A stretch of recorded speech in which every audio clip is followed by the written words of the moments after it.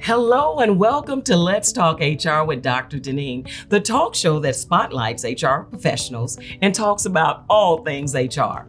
Can you believe it? We are in the last quarter of 2022 and a lot has transpired in HR. Today we will discuss some HR trends that we currently experience and look at some of the ones that are to come. So what's next for HR in 2023? My special guest is someone who can bring more insight to the topic. She is Diane Heyman, founder and CEO of DMH Consulting and a long-term HR professional in Memphis, Tennessee. Hello, Diane. Hello, me. Thank you for inviting me to be here today. Oh, I am so excited that you're on the show. Thank you. So excited that you're here. Well, listen, let's go right into it. Okay. So when I say the name Diane Heyman, people in the HR community already know who that is. So you're often called the leading light HR professional. So please share with us your professional journey. Okay, great. Well, I have been a career HR professional, and the majority of my time was spent in hospitality, in hotels. Okay. So I worked with Hampton Inn, Homewood Suites, Doubletree, Embassy Suites, and they were called Promise Hotels. Okay. And so I worked in all different areas of human resources there and had a chance to work in the corporate group, but also spent lots of time in the hotels. Okay. And then the Promise Hotels merged with Hilton Hotels. Yes. And so then that really broadened the hospitality industry that I was in, Yes. and the opportunities that I got to learn more and more about HR. So I had the opportunity to stay there and learn about benefits and compensation and training and development and OFCCP plans and employee relations and all of the talent related things that go along with human resources. So that was really such a great learning for me, and that's why I stayed there so long, because my career continued to develop. But I think one of the things that was really important learning along the way was because there was always change. Always change. Mergers, acquisitions, change in senior leadership, all of those things, and learning to navigate that was really great experience, going from a publicly held company to private equity and the changes related to that, and then back public again. Yes. So really, really great experience related to hospitality and human resources, and love the industry. Yes, you do. Yeah. And I do remember. I remember this lady. I've been in 30 years. I remember her and watching her navigate through some of the changes that she's talked about. Staple in the HR community. So I got a fun fact about you. You mentioned that you worked for Hilton, and you had a chance as the HR leader to move and to go to different locations. But in those locations, you always asked to see the laundry room. Yes. The laundry room. So tell us why. Okay. So let me tell you about that. I, especially once we merged with Hilton, I had the opportunity to go to some of the really, really large Hilton hotels. Chicago, San Francisco, New York, and whatnot. And many of these hotels have hundreds of rooms that people stay in every day, and they have large behind the scenes, back of the house. If you ever get a chance to go to the back of the house of a hotel, do it, because it's fascinating. It's like a little city behind, what's going on. But they have large laundry facilities that have huge machines that are able to take, the sheets from the washer into these great big machines that dry them and fold them all up beautifully, all in one way. And I just was fascinated with that. So I just thought that was amazing. And in the future, when I went to visit some other hotels, I would say, hey, can you show me your laundry? Because I just found that great. So little fun fact about me, and something that I really enjoyed visiting the hotels. I bet that. And so the next time you go to a hotel, think about when those sheets are folded just right. That's a machine doing it, and you learned it here at Let's Talk HR with Dr. Diane. So there are some differences in the different, I guess, business sectors, public sector, private sector. Tell us, can you share one of the biggest learnings while working in hospitality? Right. So I think I learned early on. And this was such a great thing for me. I started in hospitality when I was in my early 20s, my 20s. And I had the opportunity to visit and go work with people in hotels all over the United States, Yes. and then later internationally. Yes. And what I learned is to really value diversity. And I learned Yes. that early in my career. Different cultures, different backgrounds, different ways of thinking. Yes. And all of that together makes such a beautiful way of doing work. Yes. And I just loved it. And so Yes. I think I learned early on to appreciate that. And I tried to continue that throughout my career in the various different things that I did. That was really amazing. Yeah, and you did get to learn it early on. I did. Before it was a buzzword, before it was, Right. one of the HR staples Yes. of diversity and inclusion.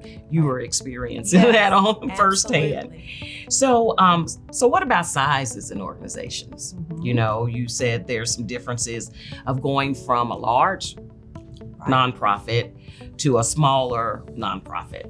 Right. So I went for a for-profit company, Hilton, and in hospitality, which I was there for 27 years. And then I moved over to Alsac St. Jude Children's Research Hospital, where I was the head of HR there. Yes. And a lot of people ask me, what is the difference that you see between for-profit companies and nonprofit?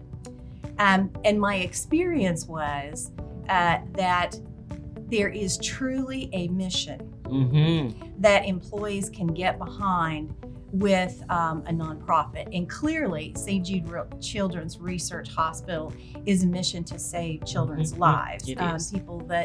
Children that are suffering from disease and cancer. And so the mission is to save that, to Yes. give them families and children hope. So when employees come to apply for the organization and then join the organization, they know why they're there every day. Right, There's a they're there. clear, direct line with a purpose, Mhm. and you know why you're there every day. You're there to help the organization save children. So that is amazing, and I think that's what a lot of employees and people are looking for today, that purpose Yes. and meaning And mission. And that was definitely there Absolutely. during my time there. And it's so true, a nonprofit, that mission is prevalent Yes, every day, all day, not only to the employee, but also to the community. absolutely. So it's always there. So it comes full circle. It really does. You become the purpose behind your profession Absolutely. in those times. Yeah, in those times. So, Absolutely. all right, you're the founder of CMH Consulting. Tell us about it. Right. So after working years in Hilton and leading their HR compensation and benefits globally, and then moving over to Alsac St. Jude, I decided it was time to start my own consulting. So about a year and a half ago, Okay. I moved to that, Mhm. and I have really enjoyed working with a new focus, which is with small and medium-sized businesses. Okay. And what I try to do is I look for leaders and businesses that are really trying to align their talent with their business objectives. Okay. So work with strategies Strategy. related to Mhm. HR and that. Mhm. Also do work with performance management, succession planning, Okay. helping people identify critical talent, even employee relations, and really helping HR folks make sure that they have a baseline related to compliance and just the basic things that they need to do in HR. So it's been a lot of fun, and I've enjoyed working with various different companies. So it's been good. And that is so important because every company is not a large company that may have that type of talent on site. You need to go and see her. We'll talk about it Come at the see end me. of the show.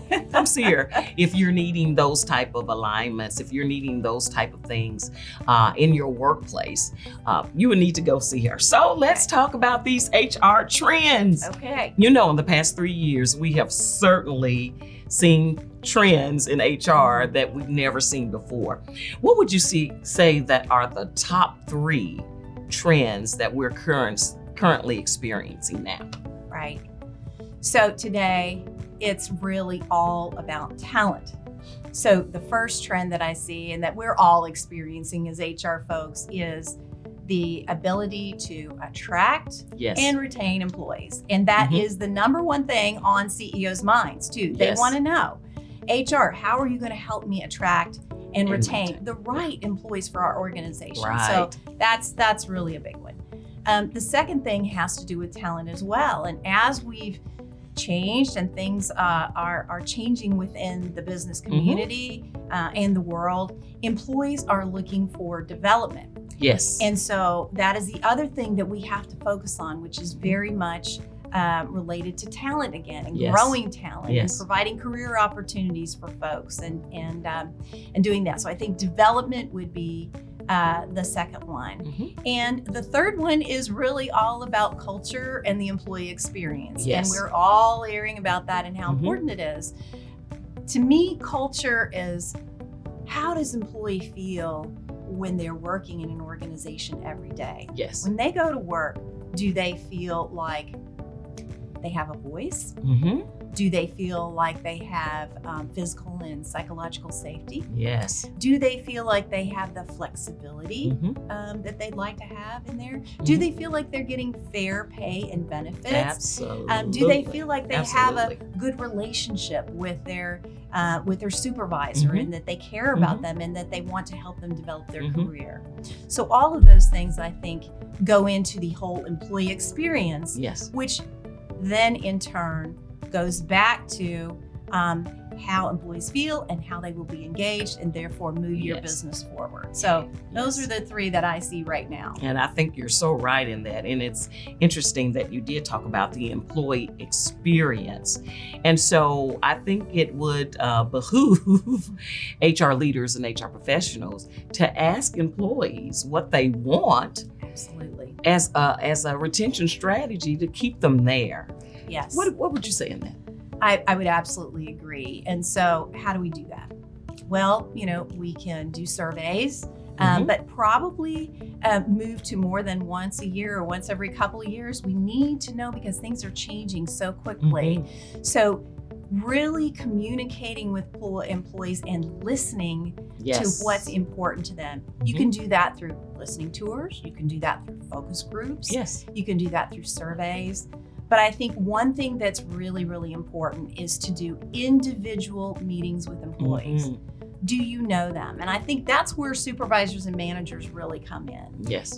They can really be talking to employees and find out what's important to them, and then funneling that all back up. So the other thing I think is really important is communication. Yes. Besides that relationship building with employees want to know what's going on, going on in the company, Yes. what's happening, what's available. So having a more wide area of consciousness, as we say, Right.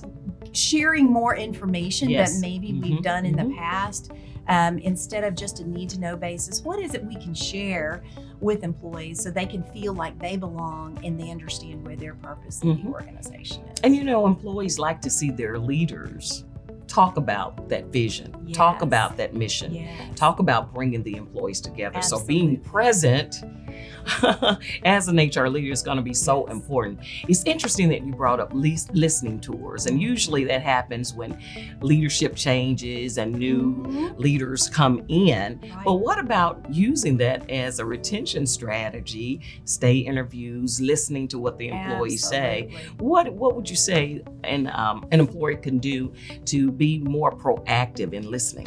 Well, I love that you brought up stay interviews, because I think those are key. Yes.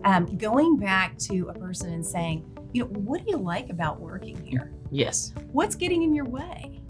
What is a frustration to you? Where do you want to go in your career? Yes. People want to know that you care and that you're listening and that you are interested in them and where they fit into the organization. That can make the difference between whether or not I'm kind of thinking about going someplace else or staying. Yes. So really listening and then acting on some of those things that are important to them. So for example, if I find out that one of my employees has a child that has a soccer game every Thursday at 4. Yes. and I'm able to flex as a supervisor and say, I know this is super important to this individual.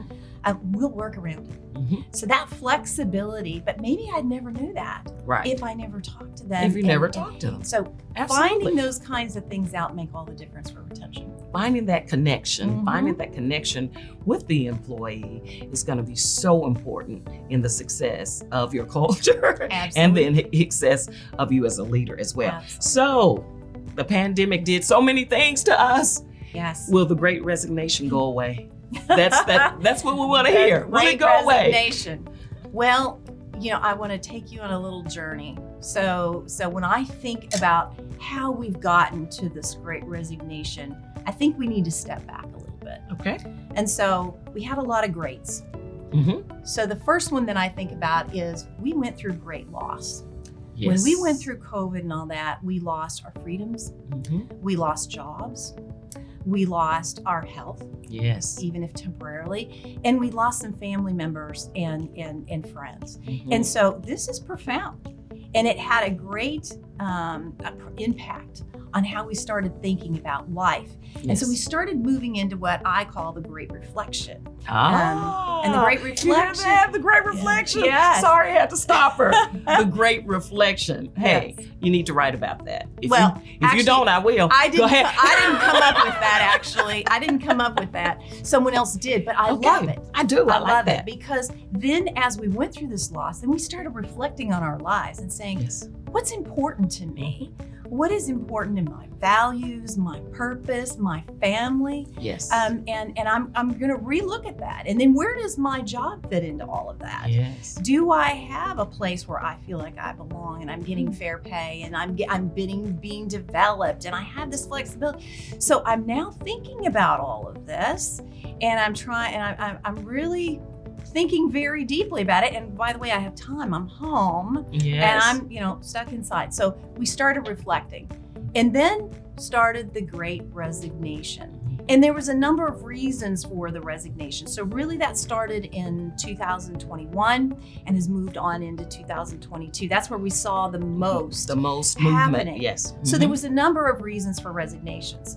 Some of it was related to, we had childcare issues. We had whether schools were going to be open. So there was a big group of women specifically that moved out of the workforce and they decided to stay home. Yes. So that was reflecting on everything, and they decided to do that. So they opted out.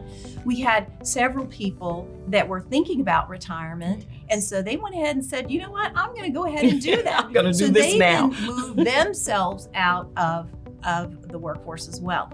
And then we had all those people that were reflecting and saying, you know what, I might want to change my career. I'm burnt out. I'm a nurse and I've gone through all of this. And you know what, I think I want to do something else. So we started seeing this movement, and a lot of movement, to the tune of millions of people every month. And so what happened is we were shuffling. So I kind of called the Great Reshuffle, is that, okay, I was here, but now I'm going to go maybe to another organization and try it there. So this all kind of goes under the umbrella of the Great Resignation. Now, I think we're going to see that slow a little bit, in that our economy is slowing now. And what tends to happen is sometimes there's layoffs and job issues, and people tend to stay where they are when that happens. So we'll see a little bit of that, but I think we are forever changed. And I think you will see employees and candidates and people that are already in organizations, they will now constantly reflect on their life and try to determine. And I call it this. I saw this term recently and I loved it. We used to talk about work-life balance. Right. And that was, here's my work, here's my life, and is one tipping more than the other? Right than the other. But what we found through the last few years is it's work-life fusion. Yes. So integration. It's integrating that, and sometimes I'm working and sometimes and so where does that fit into my life? And then I will make decisions and reflect on that and make changes along the way. So I don't think it's over, but I think it will morph and change over time. You're so right. People are not afraid to make changes now. And I like the term, the great reshuffle. And we're going to find that that's happening on an ongoing basis, because I think we've even seen it in the workplace. I've seen people, hey, I want to change this. I've been in a profession 40 years. I've been in a profession 10 years. I want to change and see what else is out there. So it's going to be very important for HR professionals to act in this uncertainty, in this unpredictable state. So what role should HR executives play in facilitating strategy and change during this time of uncertainty? Right. What can they do? Yeah, so this requires a lot of work on a lot of different ways of thinking about it from an HR executive role. So I think the first thing that HR executives need to understand, and I think most CEOs would say this, that your sole reason for being is to align talent with business objectives. Yes. So that's what your role is. So how do you set up to be ready to take on all these changes that come up? So I think one thing is to make sure that you have an HR strategy, and then it clearly aligns with the business outcomes and the business strategy. You put people and processes and projects and all those kinds of things together to help propel your organization forward. So that's one. The second thing is to just kind of build your bench strength.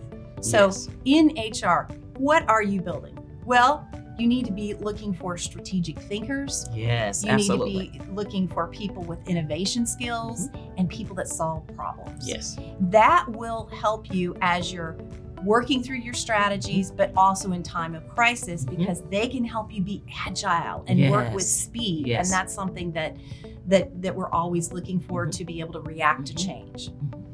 The other thing I think is, as you're building these strategies and things and you're building your bench, you need to know how to measure what you're doing. Absolutely. You need to understand what the outcomes are, and you need to be accountable for those outcomes. So some of that requires building your ability to utilize your data. And that may mean that you build out some reporting and analytics functions as well. But you need to be accountable to the business for the things that are going to be moving that forward. I think also HR leaders can be really helpful in times of change and setting themselves up by building relationships with the other executive leaders within your company and then within your industry.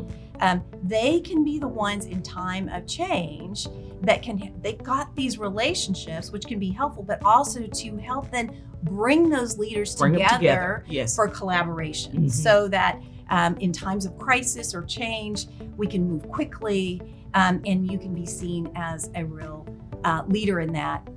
And I think the last thing that I would like to share would be that you have to be the monitor of culture. And making sure that it's being enhanced. So ensuring that you are people-centric in what you are doing and balancing that with the business objectives. So there has to be a balance. It can't be really tipped one way or the other. But when those two things are married, it can be a beautiful story. It can be a beautiful one. And wonderful outcomes. So I think setting yourself up and getting these things in place really help in times of change and allow you to be able to change more quickly and really be seen as that executive leader that can help influence the organization. And so the HR leader has to wear many hats. Whether it's in, recruiting the talent, whether it's in retaining, building up succession planning, and using these things, becoming people-centric, so important. So we're not just the paper pushers anymore. No, we aren't. We are the facilitators. We are the critical thinkers. We are the thought leaders in the business today. So here's the $1 million question. Okay. What are the new trends that we should look forward to in 2023? Okay. So there's just, there's a lot. So Yes. I can't say, I can't certainly talk about them all, but there's a few that I would love to share today. I think one is that we have to understand that the role of middle managers has changed forever. Okay. So when we point. think about our supervisors and managers, many of them were individual contributors Yes. that did a great job, and they then became managers. Whether we trained them in management or whatnot, some did, some didn't, but they're out there. And in the past, maybe they've been more administrators, or they've been schedulers or monitors of work. Now, with the changing role and expectations of business and of employees, they have to become the coach, Absolutely. the teacher, The mentor. the mentor, the All of it. developer, Yes. and be empathetic to what's going on in people's lives. And so I think that will change. And so as HR and learning and development leaders, we need to understand that and help them learn those skills, help them develop so that they have the skills, the tools that they need to be effective. And I also think what you're going to see in the future is that organizations have been very hierarchical, Yes. and they're going to be becoming more flat. And They're so gonna flatten out. you're going to find that supervisor and manager are going to have more people that they're going to have to take care of. So making sure that they're moving forward to move the workforce forward, I think that's going to be one thing. And they're working leaders as well. Yes. You're not afraid to get in with your team Absolutely. to do, to model the way Model the way. for your team. So I love that. so important. So important. So in your opinion, let's ask this question. For organizations, in your opinion, Okay. will new trends be more people focused, technology focused, culture focused, or all of the above? Well, definitely all of the above. Yes. I think definitely all of the above. The one other trend that I would say that we as leaders in HR and business leaders have to do is we've got to upskill our employees and make sure that they have the digital competencies for the future. Yes. When we think about AI and machine learning and robots that are already happening, Right, that's happening. What's That's gonna- delivering your food, it's by the way. delivering your food. Yes. So moving the manual and repetitive work is going to go that direction in technology. And so now we're going to need more cognitive skills and technology skills for our employees. So upskilling them is going to be really important. But we've got to remain people-centric. I think Yes. you're going to hear more and more about that. And that goes along with culture, engagement. It all just kind of comes together. So I think all three. All three. You heard it here. It's going to be all three. So let's prepare ourselves for that. Thank you so much for You're being so part of the welcome. show. You have been absolutely wonderful. How do people get in touch with you? What's your website or? Right. So the way to get in touch with me is look at dmhconsultingllc.com or I'm on LinkedIn. So I'm Yes. happy to link in with any of your viewers. All right. Thank you so Catch her on much. LinkedIn. LinkedIn. Do it. Do it now. Yeah. Wow. We have had a rich discussion about the current HR trends and what we can do in the future to prepare for upcoming HR trends. Preparation will be the key in succeeding in the days ahead. Since we know what is coming, HR professionals can start setting the foundation to making strong decisions and navigating through the future landscape of HR. Be sure to watch Let's Talk HR with Dr. Diane every second and fourth Friday on the YouTube channel of the same name. Please note, you can watch the episodes at any time. Go to the YouTube channel and type in the talk show title. But if you want to be notified when new episodes post, be sure to subscribe and no fee to the channel and click on the notification bell. This is HR TV. I'm Dr. Diane, and I want to talk HR with you. HR forever. See you next time.